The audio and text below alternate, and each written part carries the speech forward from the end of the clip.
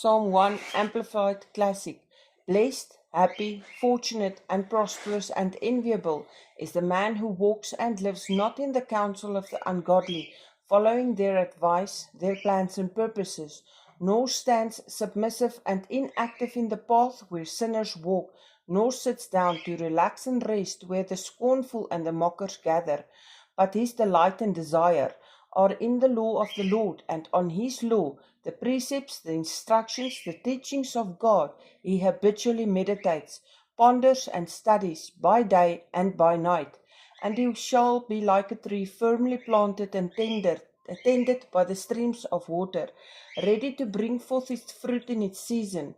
Its leaf also shall not fade or wither, and everything he does shall prosper and come to maturity. Not so the wicked.